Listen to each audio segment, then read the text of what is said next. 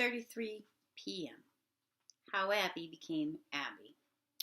My dad had to do a bunch of paperwork for the shelter before we could take our new dog home. At the same time, he was talking on the phone to my mom and emailing the people who were setting up his next interview. They want a name, he said to me. Jimmy Bishop, I told him. Dad rolled his eyes. For the dog. Oh, fact. Sometimes kids get dumber in front of their parents.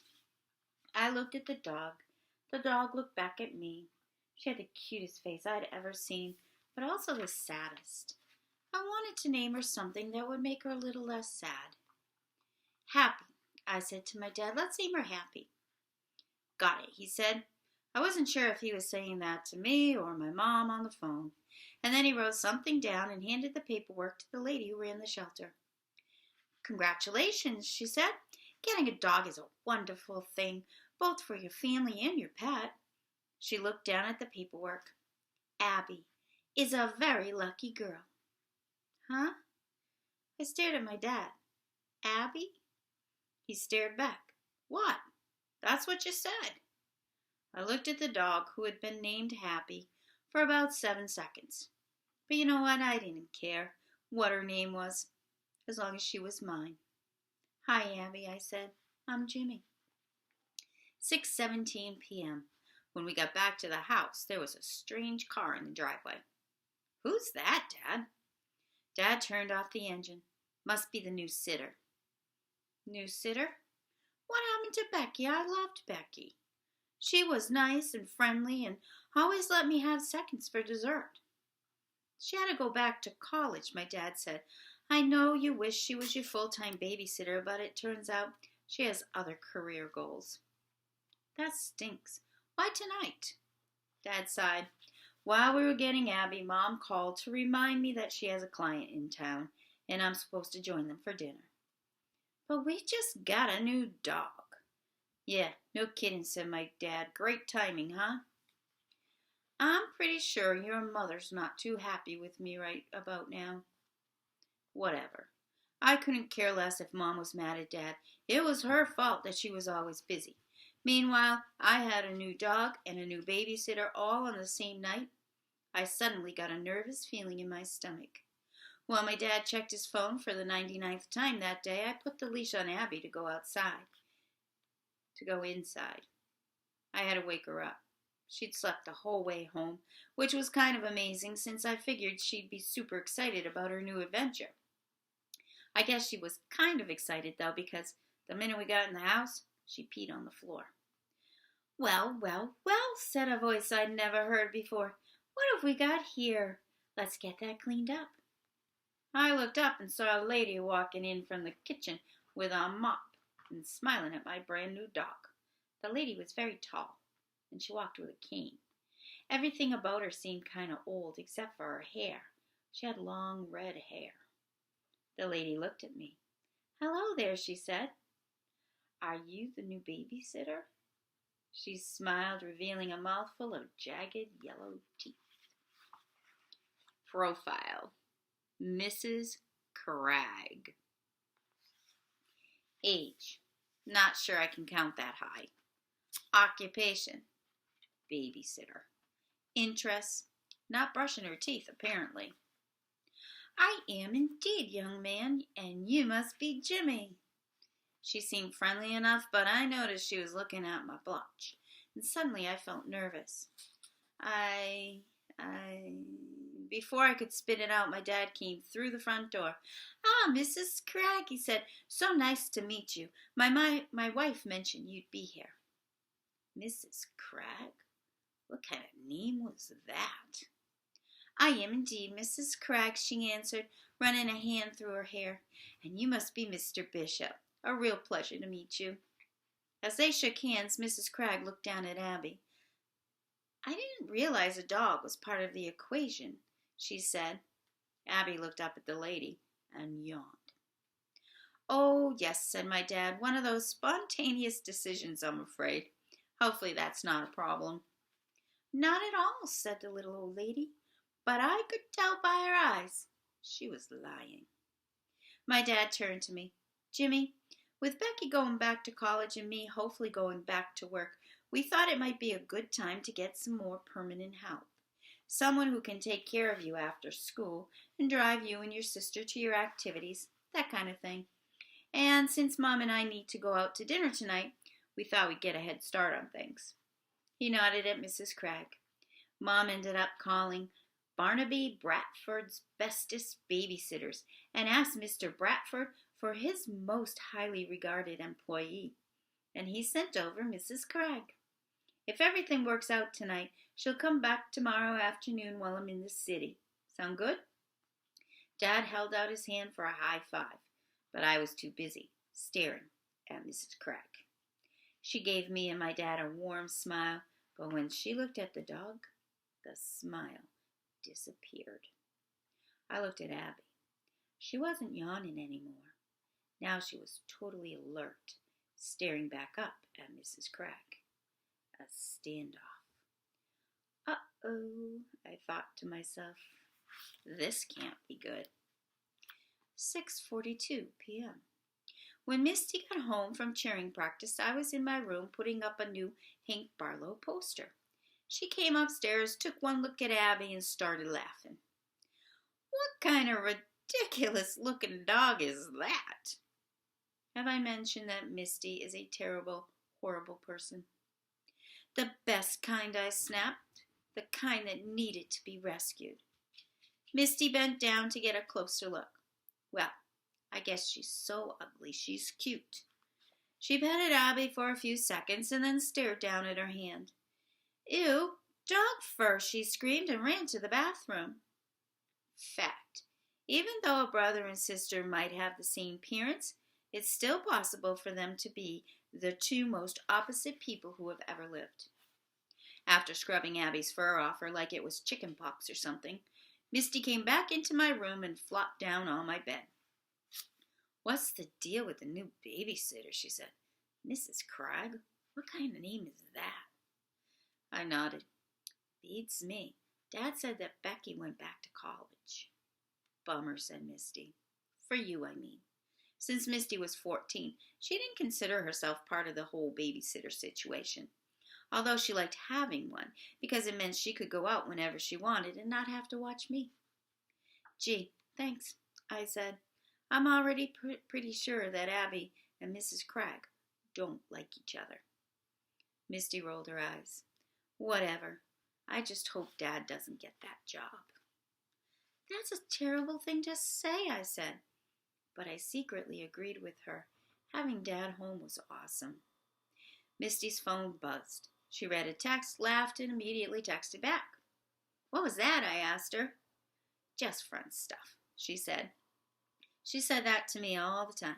Just friend stuff. Translation, stop being such a nosy little brother. Misty got up. Okay, enough chitty chat. She headed toward her room where she would spend the next 3 hours texting her friends, listening to music, and combing her hair. But 2 minutes later, she popped her head back in. Oh, and by the way, your blotch is bigger. Ah, my blotch! It was my turn to freak out and run to the bathroom. I stared in the mirror. She was right. It was bigger. A lot bigger. My blotch had expanded like an inch on all sides. I remembered my dad had said it looked like Rhode Island, and when I looked up Rhode Island, I found out it was the smallest state in the country. Oh no, what if it kept growing until it went through all 50 states? What if it became California, or Texas, or Alaska by the time school started? I decided I might have to skip this year. 7:09 p.m. When my mom finally got home a little after 7, I ran downstairs to show her my blotch and Abby. But Mrs. Cragg was already waiting at the door, smiling brightly. Hello, I'm Mrs. Cragg, she said, all her jagged yellow teeth showing. A pleasure to meet you, said my mom, as they shook hands. And then she saw me waiting in the hall. There he is, Mom said, as she scooped me up in her arms. My parents were big on scooping. Let me see this tiny little mark everyone's so worried about. She examined my face. Oh, that's nothing. It's not a mark, it's a blotch, I said. And it's not nothing, Mom. It's horrible and it's getting bigger. If you were home more instead of working all the time and going out to dinner with clients, you'd know that. Don't you start with me, she said, kissing the tip of my nose. We'll get some medicine to take care of it, and at least you got a dog as part of the deal. Where is the little lady anyway? I grabbed my mom's hand and took her to the closet where Abby was snoozing on top of some shoes. As my mom bent down to pet her, Abby woke up, licked my mom's hand, and went back to sleep. She is adorable, Mom said, and so well behaved. I know, I said, but she sleeps a lot. I hope she wants to play soon. Oh, I'm sure she will. My mom stood up, took off her shoes, and sighed happily. Taking off these heels is one of the highlights of my day. Too bad I have to put them back on in 20 minutes. Is Misty home? And where's Dad? He's coming to dinner with me whether he likes it or not. I try not to look too grumpy. I think he's taking a shower or something. Don't you worry, we'll bring dessert back just for you, Mom said, knowing I was grumpy anyway. Fact, moms are good at reading their kids' minds. Chocolate coconut cake, I asked. My mom smiled. With double frosting. Another fact, double frosting may be the two best words in the English language. Okay, I said. I was just about to add, could you get a little extra piece for Abby when Dad came downstairs, carrying my mom's favorite necklace. This ought to impress your client, he said. It's almost as beautiful as you are. My mom said, as if one little compliment would make me forget that you got a dog without asking me. How about 2 little compliments, said my dad. I missed you so much today. She kissed him and laughed. Now you're getting somewhere. Mrs. Cragg stared at the necklace. That is truly magnificent, she said. Such beautiful diamonds. You're telling me, said my dad. I bought it in a moment of madness, back when I thought I could afford it. Mrs. Cragg's eyes were still on the necklace. Well, you have terrific taste. It looks simply spectacular on your lovely wife. My mom blushed. Well, gotta go, said my dad. Remember, Jimmy, only one episode of Stop Police tonight. I'll make sure, Mrs. Cragg said before I could answer. Too much television is bad for you. Ugh. Double frosting wasn't going to be enough. Better make it triple. 7:47 p.m. Then a strange thing happened. After my parents left and it got darker out, Abby got a little less tired and a lot more playful. It started when Irwin came over for dinner around 7:30. Abby sprang out of the closet, jumped up, and started kissing him all over his face. He's so hyper, Irwin said, trying to catch his breath. Holy moly! He's a she, I corrected him, wondering a little jealously why Abby hadn't yet welcomed me the same way. Here, girl, I said. Abby turned, then jumped on me and started kissing me, wagging her tail like crazy. I thought she was kind of lazy, but I guess not, I said, relieved. It turned out she was just getting warmed up. At dinner, after Abby finished her dog food, she picked up the bowl and ran all over the house with it. Mrs. Cragg didn't like that at all. Stop that dog, she kept yelling. Abby basically just laughed at her and kept going. It was awesome. Fact, in a contest between an adorable dog and an annoyed babysitter, it's pretty easy to know who to root for. Mrs. Cragg started chasing Abby around with her cane in one hand and a big wooden spoon in the other. Abby turned around, grabbed the spoon out of Mrs. Cragg's hand, and turned that into a toy too. Give me back my spoon, Mrs. Cragg hollered. As if. Misty came out of her room. Jimmy, calm that dog down, she ordered. I'm trying to do my summer reading. By which she meant reading texts from her friends about what color lipstick they wanted to try next. Finally, Abby dropped the 2 kitchen utensils. Then she ran to the front door and started barking like crazy. I think she wants to go out, Irwin said. Wow, you're a genius, I told him. Well, you're the opposite of a genius, he told me back. I put the leash on Abby. My parents said we could take Abby out if we kept her in the yard the whole time. I called back to Mrs. Craig, who was doing dishes in the kitchen. Be back in a few minutes. Fine, she yelled back. I think she would have been happier if I said a few hours. The minute we got outside, Abby started pulling on the leash like crazy. Soon she was dragging me all over the yard. She's strong for her size, Irwin observed. I resisted the temptation to call him a genius again. Easy, Abby, I said. Slow down. Woof, she said back, which I think meant, I am going to pretend I don't understand what you're asking me. She pulled harder. It was pretty dark by now, but we had the outside lights on so I could see what she was pulling toward me. A small hole at the edge of the yard where some creatures probably lived. Abby stuck her nose down the hole and started digging and barking. I felt really sorry for the creature down there. It was probably scared out of its wits. Or not. Because the creature turned out to be a groundhog, and all of a sudden it popped its head up and made this weird angry noise like, get off my property. Well, Abby didn't like that.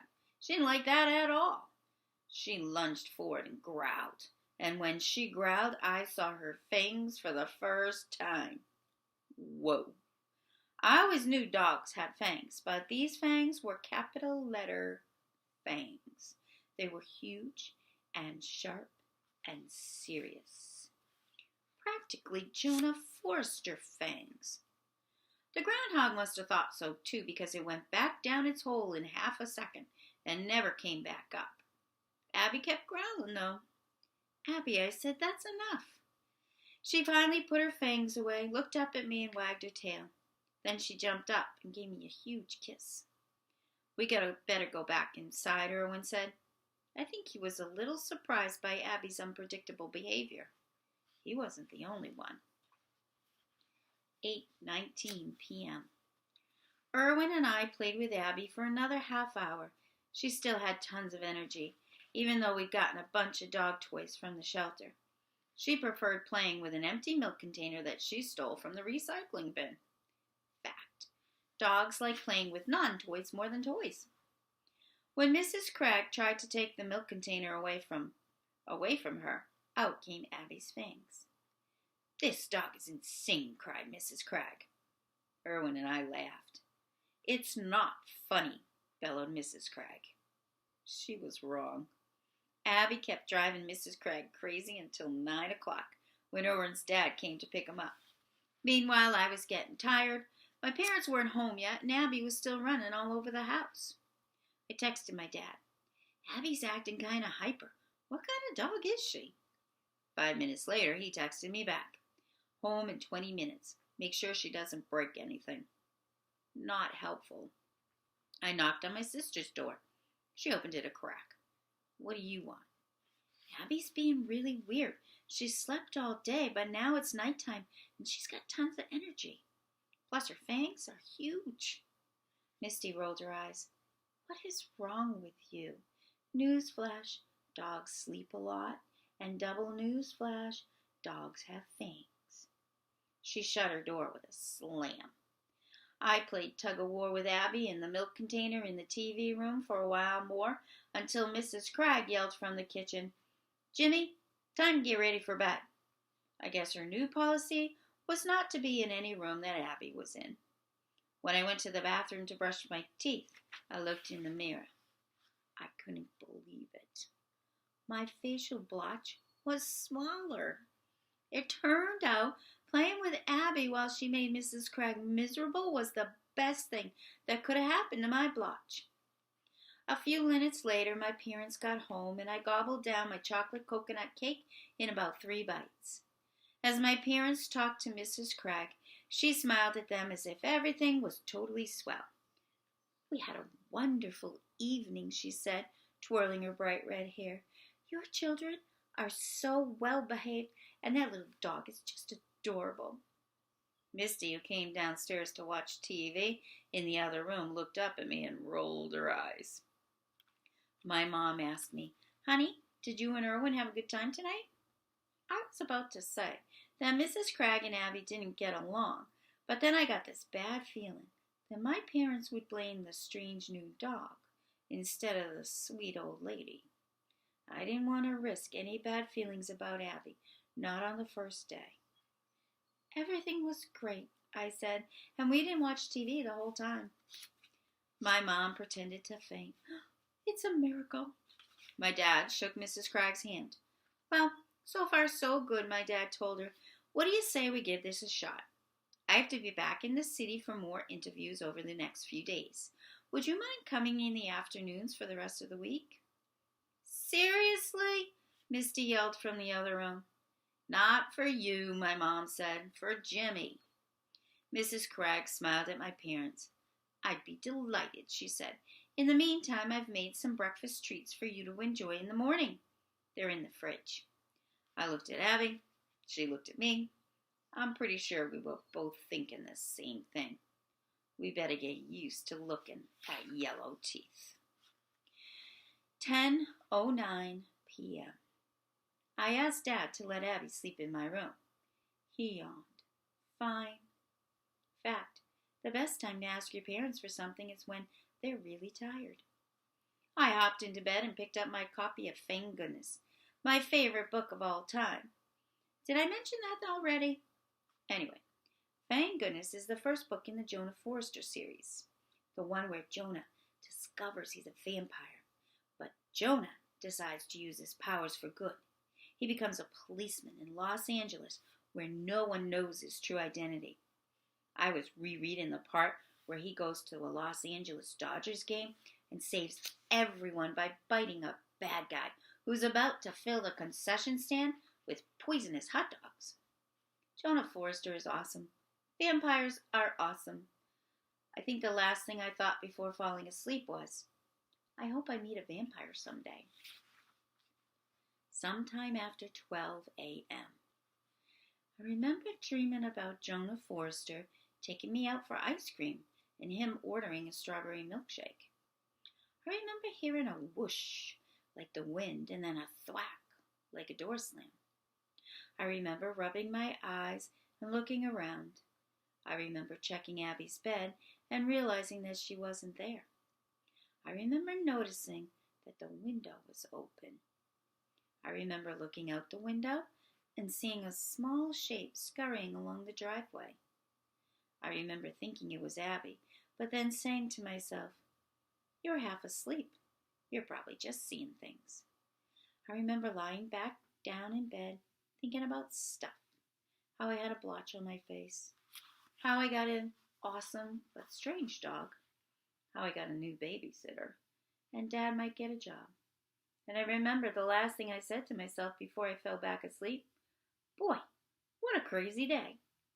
I had no idea the craziness was just getting started.